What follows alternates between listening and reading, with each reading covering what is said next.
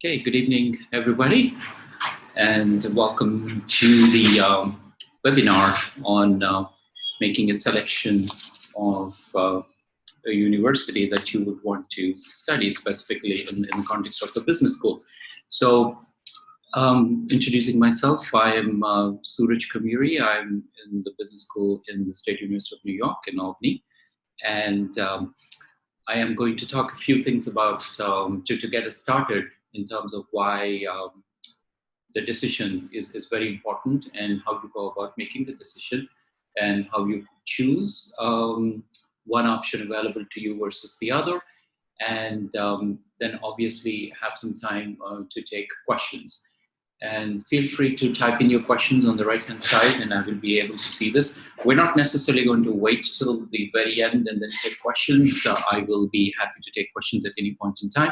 So I'll speak for a little bit, then see if there are any questions about that topic, and then again speak for a little bit on the next point, take questions so that you don't have to try to remember the question till the very end. So the first thing I do want to say is that first, the most important thing, I think, in making a decision to go abroad and study, and definitely in context I'm familiar with as the United States, is I would strongly encourage you to understand very clearly and honestly why you want to do that. And that's a very important thing because if you don't know why you really want to do this, you may actually end up in a place that is not good for you, and you may spend 2 years, 3 years, whatever, feeling quite unhappy about your decision. And the reason I say that is because maybe some of you are familiar with it, but the US system works very different than any of the other systems in the sense that there is really no one format or one way which they apply to everybody. The system is so flexible and so granular that people can find the path that is ideal for them and make a selection. So for example, even if you pick something very narrow, like for instance, operations or marketing or finance or whatever, there are so many different shades to it in any business school you could go to. So if you really don't know why you want to study abroad and what is it that interests you, and I'm not necessarily saying, make a decision about your major or anything right now, there's time for that. But if you really don't know what you're passionate about and what drives you, you might be overwhelmed with the options available. You might make wrong choices. And if you enter, for example, a 2-year program, by the time you realize that probably you should have had a higher clarity in terms of what you wanted to do, it's 1 semester down, which is a quarter down. And time moves very quickly because by the end of the second semester, you're pretty much set in a very formal direction into the second year. So you need to be very careful. So it's very important to understand why you want to go. And the other reason why that's important is because, when colleges, universities ask you to write an essay when you apply for a program, people do read those essays. People do talk about those essays. It's not that simply people look at the word count or glance to see if that essay makes sense and leave it. And in programs which do interviews, they actually ask you questions on those essays. So if you are authentic, if you are honest and sincere, you need to be able to answer those questions correctly. So we have Tanya Biswas raised her hand, so we're going to see what the question is all about. Yes, what can I answer?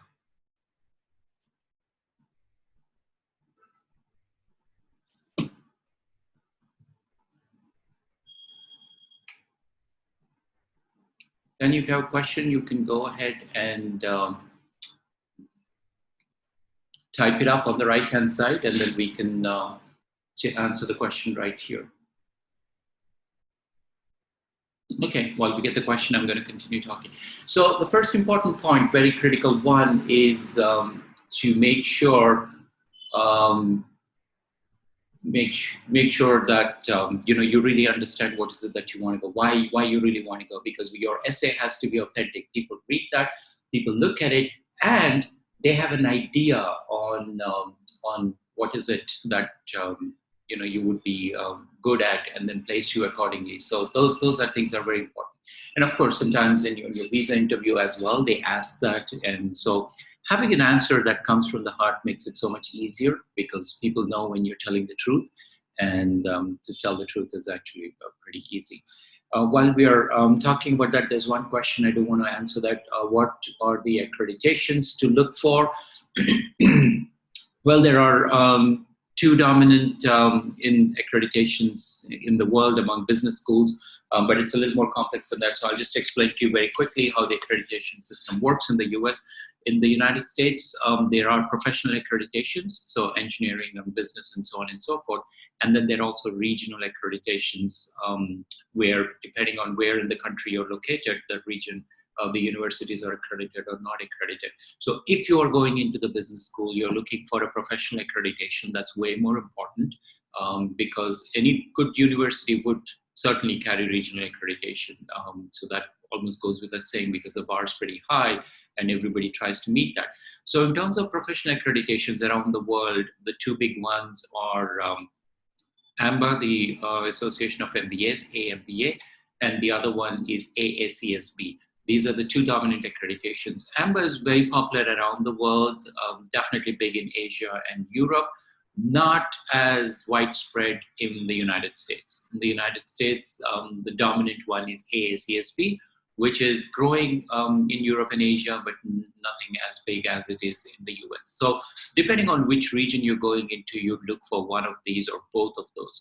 So if you're going into, excuse me, Asia or Europe, you would definitely look for AMBA accreditation, and also check if they have AACSB. If you're going into a US school, you certainly look for AACSB's accreditation. If they have something else, that's also good enough. So AACSB website has its AACSB, those characters exactly as it is. So if you go to their website, you can look up to see which are the schools which are accredited by them. And if you are wanting to study accounting, for example, AACSB has a business accounting and a business accreditation, excuse me, an accounting accreditation as well.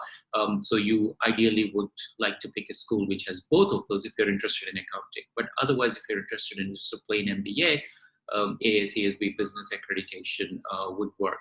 And a lot of that information in terms of the school size and what kind of programs it has are also available on the websites of the agencies which do the accreditation. So if you go to AMBA's website or AACSB's website, you will be able to see detailed profiles on the schools. So those two accreditations are the ones you would look for.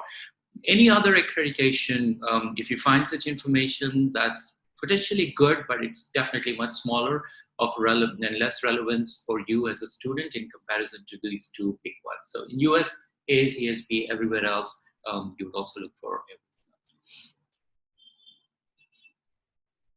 Okay, another question related to accreditation is, does the accreditation play a role after studies in terms of job searches?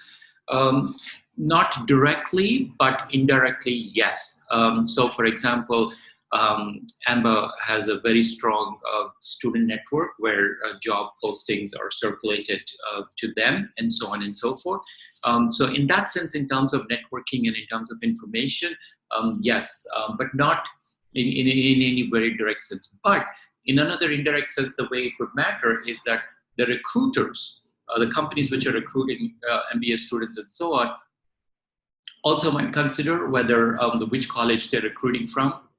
So if the college is accredited, they may be more interested in going there because they do know that an accredited school probably has multiple people looking at their processes, the quality, the curriculum, and periodic reviews keep happening. So therefore, the schools tend to be pretty up to date on a lot of things. So sometimes recruiters do give consideration, but if you are going to an established school, again, that relationship is already there in terms of companies have recruited students from the schools for a while, and they know the quality of the students and they forget about everything else thereafter. So it is often indirect and a minor significance, but I wouldn't say it's a major variable based on my experience. Okay, again, if you have questions, keep typing them up. I will take them as we go along. So going back to the topic, I'm saying that, what are the kind of things to keep in mind when you're selecting a business school? The first one I said is understand really why you want to go, because having that clarity is extremely important, because when you write your essay, as I said, people read it, people will ask you questions on it. You will be assigned your research assistantship or graduate assistantship if you're likely to get any of those. Those assignments, if they give it to you before you arrive, those are made based on your essays and things like that. So please have clarity on that. That's important. Because the system works assuming that people are honest and then they're open, they're very clear about what they want. So we want to give them stuff which helps them succeed given what they want. So people do read it and take it seriously. They assume you're telling the truth. The second suggestion I have in terms of selection of the school is I think it's important to understand how the system works. So again, there might be a lot of books and articles, or you might have read, or you would have talked to other people who've studied there or planning to do that and collected information. Whichever way you get the information, please understand how the system works, because you will be surprised how quickly things move once you get into a program. Unlike in many other parts of the world where you would have a structured curriculum when there's a set time and things like that, a lot of the programs in the US are not cohort programs, which means you don't start together as a group and take all the classes together as a group.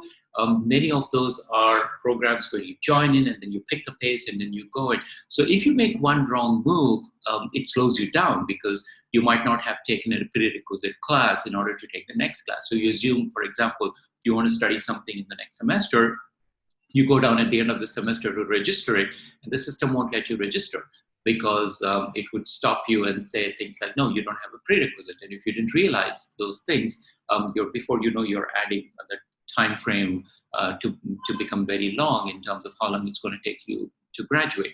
So please understand how the system works. I mean, how do you register for classes? How are you expected to know what you're supposed to do? Who would be your contact person? Which courses are considered required and which courses are considered electives? And how many courses are you allowed to take per semester as an international student? How many courses you need to graduate? So every university has those requirements laid out and clearly specified on the website. So for example, if you go into a program which has 35 credits, the first thing you got to look to see is that how many credits do I get per course?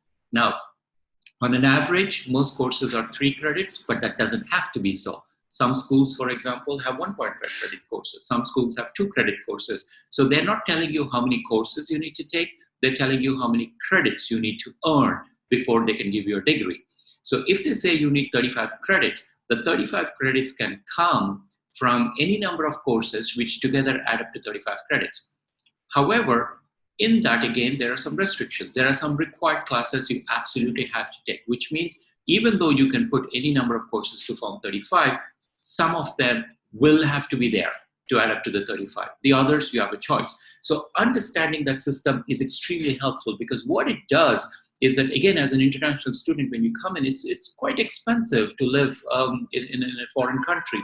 So you simply don't want to throw the money away for one semester just because you did not do your homework correctly to understand how to register for classes, do it. Most schools are very good of having a support person, one point of contact, who will work with you to get you registered for classes and get you along the way till you become comfortable. But that doesn't make it completely their responsibility. At the end, the ownership is on you, because there's a tremendous amount of independence that's expected in the system. So people assume that you're trying to do your work. But the bright side is that all these policies, almost every university of any respect, would have them listed explicitly for everybody to get to do it. So go to the colleges, download that information, see what it is. Just understand the difference between a course and a credit. One course can have 1, 2, or 3 credits. It's a number of credits that they count to see when you can graduate, but you can assemble the courses as long as they add up to a total of at least that number of credits. You can have more than that, but you cannot have less than that to graduate. So if they say 35, if you finish 34, you cannot graduate. You'll have to wait till you get 1 more credit and then be able to do it. That's the first thing. The second thing is that there are courses which require you to sit in a class and then work with a professor like any other conventional course. There are courses which require you to, or which have the option where you can work on a project with the professor, or there are courses where you can do a project with a company, and there are courses where you can pretty much work on your own. So all these options are available. And before you go and try to do the homework, and give some thought to whether you have a preference, whether your personality draws you more towards one and the other. If you have a strong preference for one of these or the other, make sure your school offers those things. Because not every school, for example, allows you to work with a company and get credit for it. Sometimes as an international student, if the company is ready to pay you, then again, there are implications associated with that. You might not be able to take the job because you're not allowed to work outside campus without additional permits. So make sure you understand that. And the other thing which is important for you to understand how the system works is, again, if you're going to a professional school, such as a business school, you would also want to get some practice. Even if you have a desire to come back to India or anywhere else and work there, it's good to get a practical experience in a different system. I think it's a great skill, it's a great exposure, it looks good on your resume, all those things are there. However, there are laws, unambiguous laws, which tell you what you can or cannot do. And the last thing you want to do is to be in violation of any of those, because those are taken very seriously. There is absolutely no gray area associated with it. It's extremely important to do them exactly as they're stated. Again, the schools will work with you on that. However, what you need to understand in terms of preparatory work is that anytime you go to study in a graduate school, typically you get, as many of you would know, a one-year option to work, an optional practical training, which means you have the option of working and probably even get paid in some cases for up to 1 year. However, if you have a science background and if you're going to a graduate program like even an MBA, which is fairly technical, for example, then it would meet what is called a STEM classification. So when an MBA program meets a STEM classification, or any other business program like a master's program in data analytics or something like that, if it qualifies for STEM certification, then you can do that for up to 3 years. So if gaining practical experience is extremely important for you and you feel that 1 year might be too little because you want to understand a domain in much more detail, then do look for programs which clearly say that their programs are STEM certified, which means, again, it's not guaranteed, but you have the option of potentially being eligible for work up to 3 years. So all these things are important, because what I'm saying is that understand how the system works. Ask questions, because one of the nice things is that in the US, people don't get irritated if you ask basic questions, because everyone has always been a stranger at some point in life within the system. It's made up of people from everywhere in the world. So the temperament is very different. So don't hesitate. If you're ever in doubt, ask questions. People would be more than happy to have. But if you do the homework before, you're more likely to keep your momentum in the program steady. You can still do it without knowing what you're doing, but you might not be as happy as if you actually do what you want to do and do it fast, you'll be happier. So doing that homework would be helpful. I'll take one question here, which has come up from Tanya Biswas. I've had exam in September and my score is below 60%. So how can I apply using ignore math score? I think I don't discuss individual scores in public. I don't think that would be fair. So don't post your scores here. I would be happy to do an offline chat and answer that question right after we finish that. But in general, what I do want to tell you is that, look at GMAT quite carefully, because that's one score which a lot of universities in the US obviously understand. Most schools are not shy of posting the cutoff point of GMAT score at which they admit. They will, if they don't tell you that, they will tell you the profile of the more recent batch, which will also tell you the range of the scores from the lowest score in that batch to somebody with the highest score. So you get an idea. For the most part, you tend to be within that. It's very unusual for a school to have a GMAT range in year 1, which is here, and in year 2 have a GMAT range somewhere else. For the most part, they tend to be some similar year on year. So look at that information, and that's very important. But in addition to that, one other thing to keep in mind is the admission test is quite critical. However, some schools, if you do really well on your GPA, for example, if you get great grades in your studies, they might be willing to give you an exam waiver. But for that, you need to be really at the top. So if you've done excellent in your studies and got really solid grades, it's worth checking on the website or contacting the admissions officer in the school and asking, I have all the other stuff, but I'm haven't taken a GMAT or don't have great score in GMAT, would I be able to get a GMAT waiver? Then they would be willing to consider. The other thing to keep in mind about scores is there's a analytical component, math component, and depending on whether you take GRE or GMAT, there are all kinds of things. Schools tend to look at those as well. They don't look at just the aggregate score, the breakup. And the way they look at would depend on the kind of program you're trying to get in. So for example, as I said, if you're going earlier about STEM certified programs, which tend to be a little more technical or quantitative, if you're going into one of those, but your quant cutoff score is quant component is really low, there may be a slightly less chance of getting in, even if you had the same GMAT score as someone else. They might be able to get in and you might not be able to get in, and you wonder why. That may be where the program decides that comfort level and expertise on quantitative skills is very critical for this program. Again, that information schools tend to post in public. Otherwise, if you ask the admission person, they'd be happy to tell you. They might not tell you what their cutoff is. Most of the time, that kind of a specific information will be a little slow to come or hard to get, but they will tell you range and they'll tell you some norms and expectations. So keep that in mind. And of course, along those lines, the language is also quite critical. So, getting a good score on that is very important, because the common criticism admission officers hear from faculty members is if you put a student in a classroom who's not keeping up with the language or cannot communicate or cannot understand because they grew up in practicing most of their talking and thinking in a different language, there's usually a little learning curve.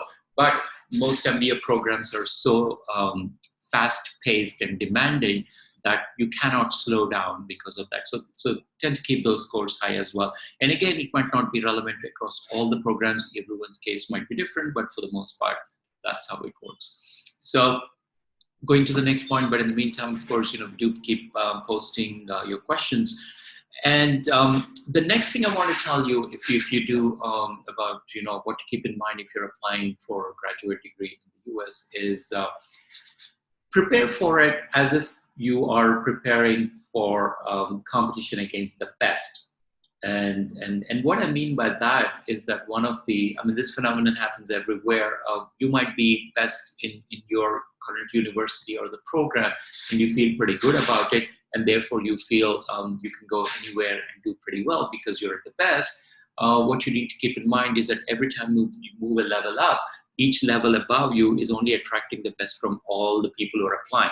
So you might be best in your school, but the only people who go to the next level are only the best people from all the other schools. So you're sitting in a room of all the people who are exactly like you or slightly better, but definitely not worse. So there will be a shock initially about how somebody might think how good they are, and suddenly you sit in the first class. Now that's important, because if you lose momentum in one course, in one semester, that will slow everything down for you. It's very important to get a head start. Very important to hit the ground running. So therefore, you want to mentally be prepared that when you go into a different system, you're typically going in to compete against the best who are coming from all around into a new system. Not necessarily, the system's not going to look like the current system you might be used to. And that's a natural process. That happens when you move from high school to undergraduate. It happens when you move from undergraduate to grad school. Assuming you're going to better school each time, it will tend to get very, very competitive. So make sure you have that mindset ready. The next thing I want to tell you, this is more in terms of specific things about how you select, is People tend to look at faculty members at a university. So if you're looking at multiple schools, you look at typically the program description, you look at their placement rates. We're going to get into each one of those in just one second. But you also look at faculty profiles. So who are the faculty members who are at that university? And then you decide, oh, here are all these people. These are wonderful. I'd love to study in a place like that. And you go there without realizing that in a lot of big schools, not every faculty member teaches every course, even within their area. For example, if you have a faculty member for negotiations and you think this is a fabulous faculty member, I want to study under her, there might be 5 faculty members who teach negotiations, and the 2 years when you're there, there was an opportunity to take negotiations in your second semester. That might not be the semester when this faculty member is teaching. So make sure you try to understand the difference between who the faculty members are and who's teaching. So look at last year's schedule, look at the year before schedule, and then see who are the ones who are teaching, and then ask yourself, is this the kind of school I want to go to? And then same thing, compare with others. So make sure you look at that as well.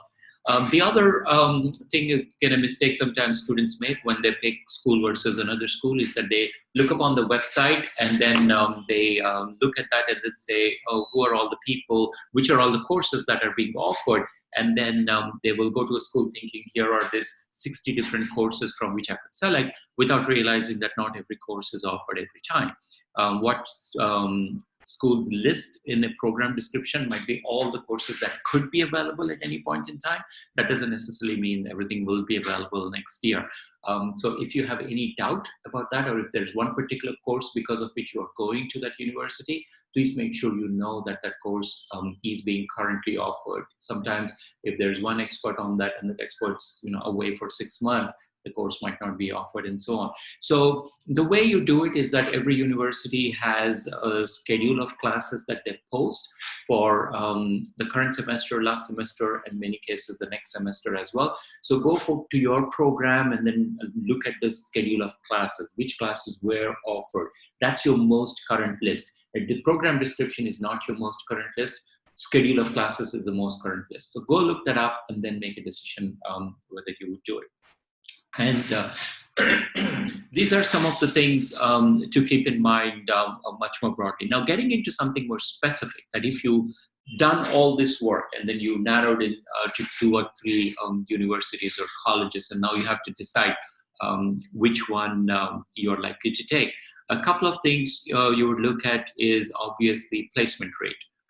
Now, we look at a university and then we say 89% placement rate or 99% placement rate, that's the number of people who are getting jobs within 6 months and so on. Please make sure you read the fine print because there are different ways of reporting placement. One would be across all the students. The other would be across students who are placeable, which means that if you have an international student and you have a student visa, the expectation is that you're studying and then you're going back. You're not necessarily going to be working. That's what a student visa means. You're coming in to be a student. If you're coming in to basically stay for a long time, you would be coming on an immigrant visa, not on a student visa. So legally and technically, a student is not necessarily supposed to be looking for work. So therefore, the assumption is that we don't have to worry about that as the base. So make sure you look for the fine print. If you're not sure, ask. So if somebody says 90% placement rate, that might be 90% of the students who are eligible to be placed. That means it might be half the class, if half the class are international students, but they're not necessarily counted. But some other schools report across the whole class. Now that includes international students, in that case, 90%. So if placement rates are important for you and you're going to pick a school based on that number, make sure you know what that number means. If you don't know, you might go to the school and then suddenly you say, 90% in this room are going to get placed. No, they're only counting about placing half the people. The others might or might not, but the 90 number did not reveal that information. So make sure you know that. The next thing is you obviously look at rankings. Now, if you are going to look at rankings, that's a good metric. It's a simple metric. It quickly tells you which are the good programs and which are probably other programs with not the same level of strength. But also keep in mind how rankings are computed. There are some variables based on which schools and universities are ranked. Make sure you understand that those variables are also important for you.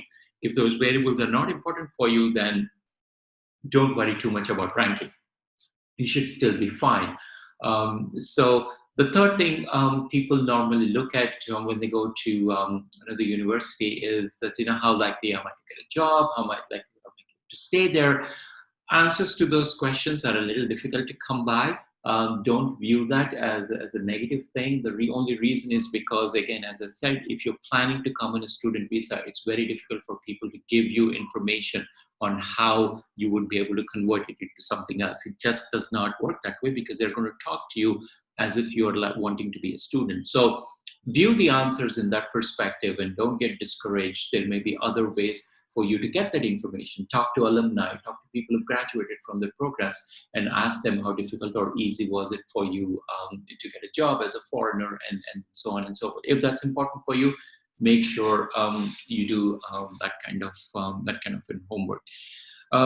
The other thing people forget sometimes to look at is the total cost of the program.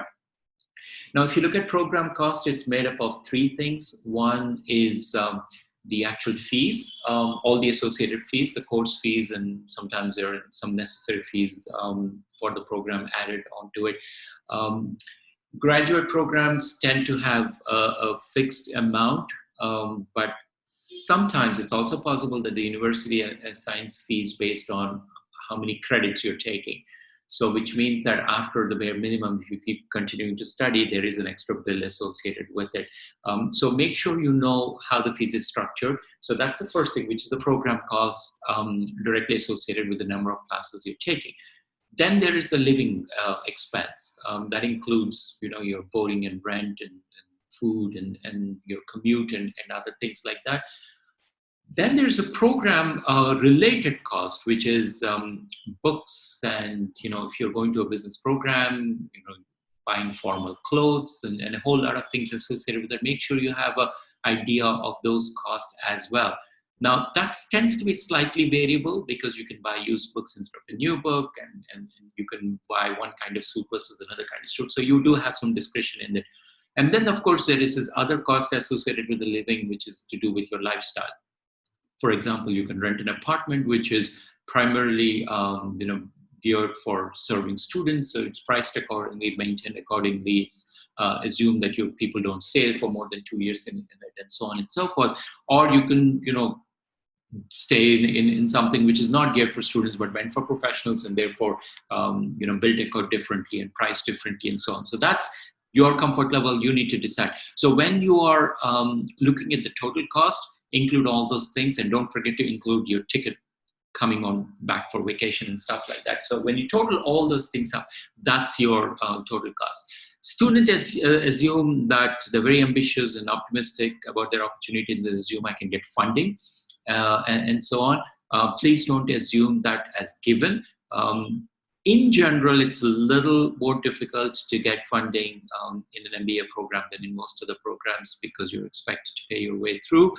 However, a lot of schools will have options of hiring their own students as graduate assistants or teaching assistants or research assistants and so on. That comes with a lot of other benefits which don't have a direct cost associated with it. So, for example, you might not necessarily get paid a whole lot of money, but you might actually get your fee reduced, or your tuition paid for, or your health insurance covered, and so on. So when you're competing total cost, look at all those things and then make a decision. There's a private question. I will definitely address that right after we finish the general discussion. So those are some of the basic things I wanted to bring up that you should consider keeping in mind.